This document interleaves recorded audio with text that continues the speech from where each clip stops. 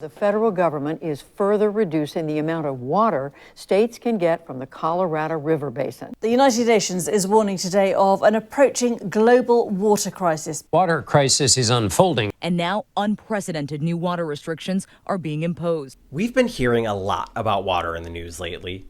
From the scarier water crisis stuff to this. Is water the fountain of youth? Now to the way of water talk. But there's one kind of unrelated question that I really want to know.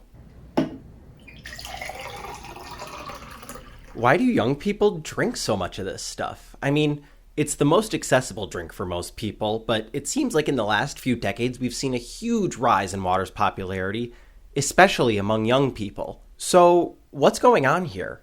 Why do young people love water so much? Hi, I'm Nathan Denzine, and I'm a reporter with like 6 awards, so you can trust me.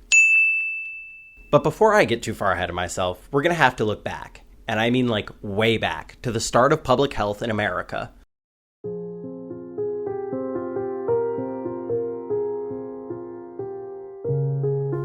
Our story starts about 500 years ago when death and disease was absolutely everywhere. Sickness was seen kind of as a moral or a spiritual failing. The only way to solve sickness then was through prayer and piety. And, that did not work. So at the end of the 1600s, European cities started to enforce quarantines for anybody who would travel to or from the city for fear of the plague, and started to keep their own kind of ragtag records of who had the plague and who had died from the plague. As America began to be colonized, big cities like New York and Boston started to create their own councils who would enforce quarantine rules for anybody who was sick. And then, in the 1750s, they started to build hospitals or other quarantine zones where they could take care of people who were sick. About 20 years later, Virginia would become the first state to build a mental hospital. While progress was being made, people were still dying pretty quickly to some crazy diseases like consumption, decay, and insanity. Then, in 1838, a London lawyer named Edwin Chadwick realized maybe all of that raw sewage, those piles of that are out on our sidewalks, maybe those shouldn't be there. Maybe we'd be healthier if they weren't there. It still took London 10 years to catch on, though. So back in America, there was this guy named Lemuel Shattuck who was basically doing and running the same experiments that Chadwick had been in London, and he basically came to the exact same results and sent them all over to the federal, state, and municipal governments to see what they thought. After a quick break for a silly little thing called the American Civil War, cities all over America started to adopt Shattuck's suggestions and got, quite literally, the out of the street. After the Civil War, in the 1880s and 90s, some local health departments started to build laboratories that would check what kind of stuff was floating around in the water that your average, everyday American was drinking. In 1891, W.T. Sedgwick found that fecal matter in the water that we were drinking was causing typhoid fever, and I just gotta pause here just for 1 second. It is truly insane the amount of that was everywhere before 1900. I think we really take for granted how shitless our streets are nowadays, but it was everywhere. It was on your street. It was in your water. It was in your food. It was on your clothes. It was on you. It was fucking gross. Thankfully, because of Sedgwick, sewer treatment and other water treatment became a thing, and we no longer drink shit in our water. A couple years later, Theobald Smith identified the causes of a number of diseases and actually created immunizations or vaccines for things like smallpox, meningitis, or even typhoid. Those advances made an absolute world of difference, and they slashed the prevalence of almost all of those diseases, or a lot of other diseases that we, in modern day America, don't even really think about because of the advances that they made all the way back in 1890. The difference between 1880 and 1890-ish was so great that Sedgwick once said, before 1880, we knew nothing. After 1890, we knew everything. It was a glorious 10 years. But as more discoveries started to be made, the federal government in America started to become more and more involved in public health. In 1906, the U.S. Congress passed the Food and Drug Act, which required proper manufacturing, proper labeling, proper storage, and these other cleanly ideals for food. And they totally did that on their own volition, and there was nothing else going on at that time, and there were no other books published, so don't you even dare suggest that. In 1907, some of the first reliable disease registries were created, and then in 1912, America established what we know today as the Public Health Service and the Office of the Surgeon General.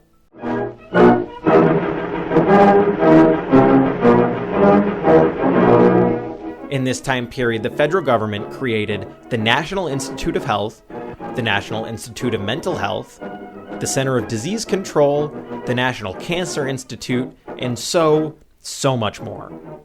The crowning jewel of this era came when Medicare and Medicaid were passed in 1966. But by the 1970s, after Medicare and Medicaid were passed, the cost of public health in America had absolutely skyrocketed. In 1965, it only cost about $198 per person to do these public health initiatives. In 1970, after Medicare and Medicaid, that bill was $332 per person.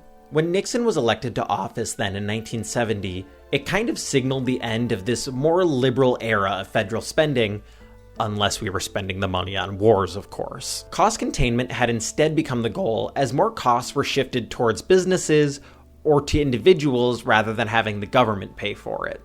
But at the same time that the federal government was so focused on containing costs, the obesity epidemic hit America. But more on that later.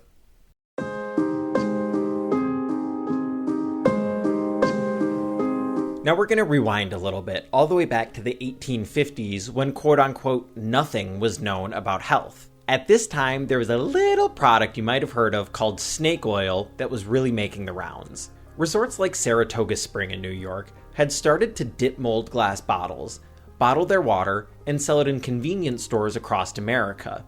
They said that this water could cure a host of illnesses, including kidney or liver failure. They also said that it could cure the very well-defined diseases of sickness and fever. That did not work. But in the early 1900s, water systems became chlorinated and sewer treatment had begun running again, and so the need for bottled water for most Americans really fell off. But that's pretty much how the bottled water market stayed for the next 75 years. By 1975, consumers only really drank about 1.5 gallons of bottled water per year, and most of that was from office water coolers. But then, in 1977, a French brand called Perrier decided that it wanted to relaunch in the American market. Deep below the plains of southern France, in a mysterious process begun millions of years ago, nature herself adds life to the icy waters of a single spring, Perrier.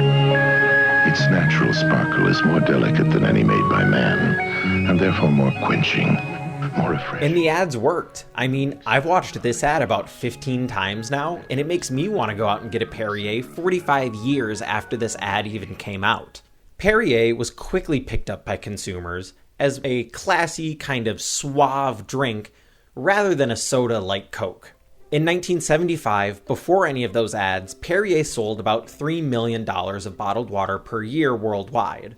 Just 4 years later, in 1979, they sold 200 million bottles of water. The brand continued to grow, and by 1993, Perrier was making about $2 billion a year just by selling their water. Thanks to brands like Perrier, Americans were drinking bottled water like they never had before.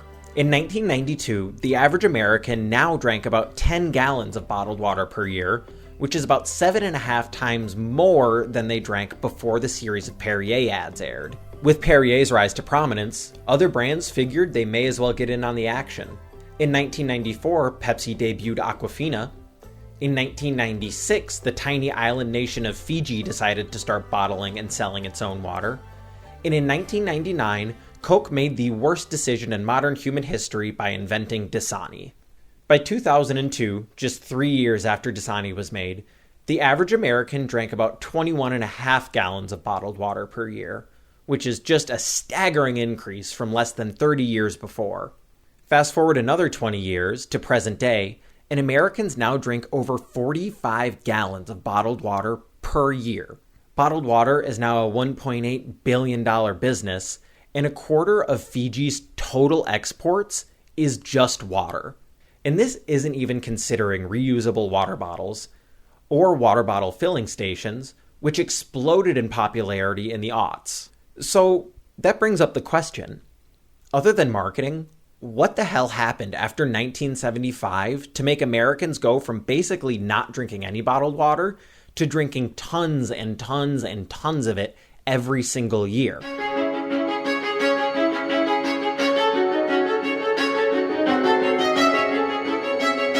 The obesity epidemic hit America around 1976, which was basically the exact same time that the federal government was trying to curtail costs and the same time that Perrier started to put out their advertisements. Back in 1976, the obesity rate in America was just 15%, which today seems really low, but back then was a huge cause for concern. Public health in America began to search for the reason that the obesity epidemic was happening, and they first set their crosshairs on fat. As personal responsibility began to take a role in public health, the USDA put out its first dietary guidelines for Americans in 1980. Those dietary guidelines recommended that Americans cut their fat intake by about 10%. But after years of fat-shaming foods, the USDA realized that obesity rates were still climbing, which meant that fat was probably not the cause. Then, by 1988, nearly a quarter of Americans were obese.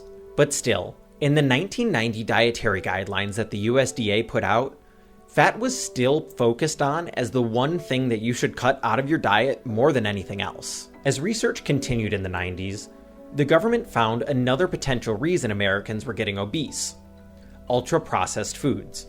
UPFs are stuff like fries, or pizza, or candy, or chips, or soda.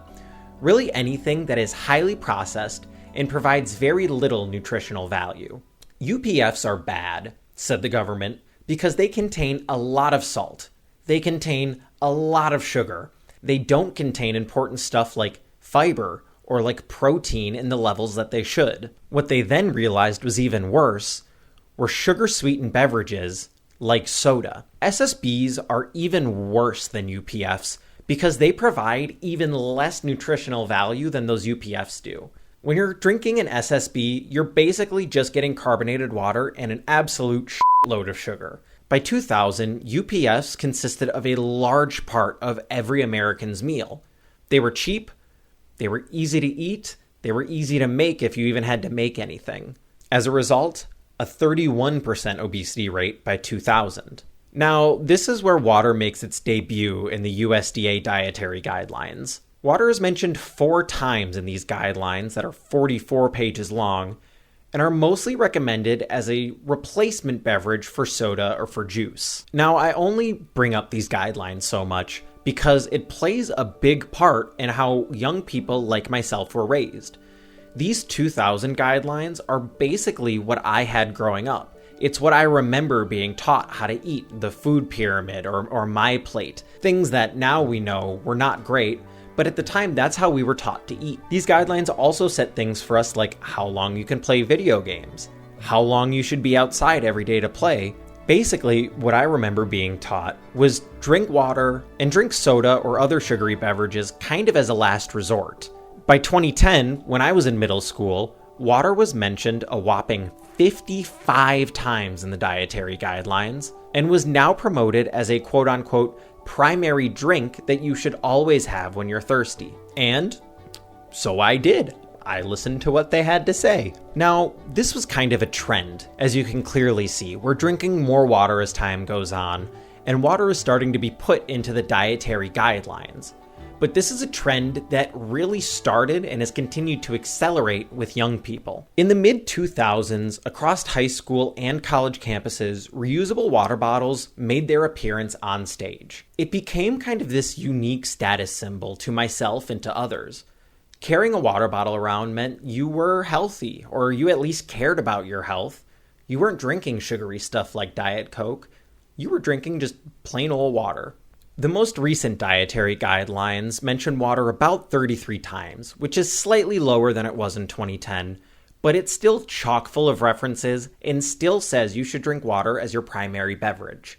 Today, if you walk around a college campus, you couldn't catch most kids dead without a water bottle. I drink so much water on a daily basis. But do I actually need to drink this much water?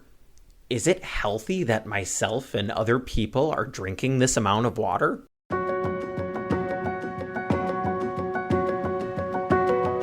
Public health was a shit show for decades, until huge advancements in health at the end of the 19th and start of the 20th century completely changed how most Americans live. But at the same time that health costs were being transferred over to individuals rather than the federal government, an obesity epidemic hit. Then, at the exact same time, Perrier burst onto the scene and made everybody think that they need to be drinking bubbly water. As bottled water got more and more popular, public health officials started to zero in on the cause of the obesity epidemic, which was ultra-processed foods, especially stuff like soda. After officials made that realization, they started to shift dietary guidelines towards drinking more water. As a kid, my generation was taught to drink water. It's just how we grew up, and it's a trend that totally caught on. At this point, drinking water is just a habit for most of us. I drink about 60 ounces of water a day, 80 ounces on a crazy day, and I love it. But it's not like water is this cure-all for obesity. Today, the obesity rate in America sits at just below 42%, which means it's continued to very steadily increase every single year since about 1975. So, do we need to be drinking all this water? Well, it's a complicated question, but probably not. The biggest myth in water consumption is the fabled 8 cups of water per day. But that 8 cups of water is grossly misunderstood. That fact comes from a 1945 US military document that says that people should consume about 8 cups of water per day.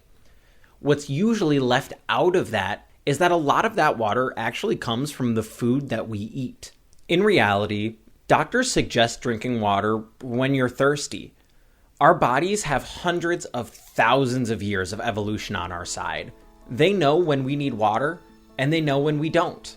So, do you need to consume tons of water every day? Probably not. Is drinking water healthier than drinking soda?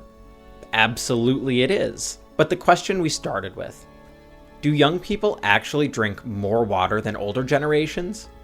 Absolutely yes.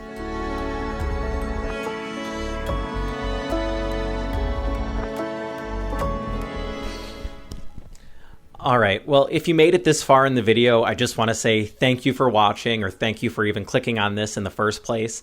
This is this channel is a passion project that I've wanted to do for quite a while now, and I finally pulled the trigger and decided to just do it. If you want to see any of the sources that I talked about, or if you want to see my scripts, there's going to be a link for that down in the description, so you can make sure that I didn't get any of my facts wrong. If you liked the video, leave a like. Let me know in the comments what I could improve, what I did well, what I could do better. If there is a topic or something else that you think would be fitting for this kind of video, let me know down in the comments, and maybe you'll see your idea someday. And remember, because I'm a guy with a camera and a microphone, you can trust me.